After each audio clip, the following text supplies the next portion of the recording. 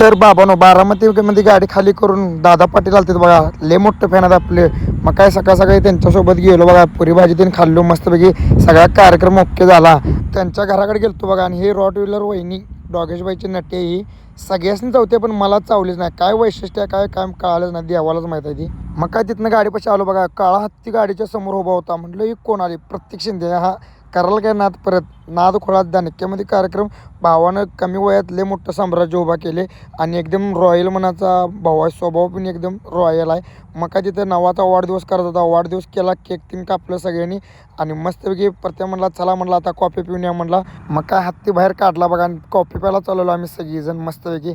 एक number टॉपची coffee इथं पिली बघा, सगळीजण गाठ पडलेली सगळी भाऊबंद आपली. मग काय बारामतीतून निघलो आणि पुण्यात पोचलो होतो गाडी भरायच्या ठिकाणी आणि एक खंब्या दिसायला लागले आणि तो खंब्या आपल्याला तेजसदाने दिलता रस्त्यात मध्ये अडवून.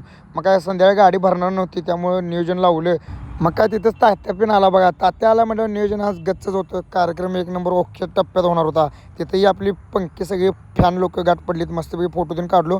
गाडीत आलो, शेवटचा एक पॅक मारावं म्हटलं, तिथे त्यांनी भागले नाही म्हणून आम्ही परत नाही तर पवारवाड्यावर आलो बघा पुण्यामध्ये. तिथं पवारवाड्यावर एक नंबर टॉपचं असं जेवण बिवण असं दणक्यात ओकेमध्ये मिळते. फक्त पार्सल बिर्सल सगळे आपण बाहेर न्यायला लागते.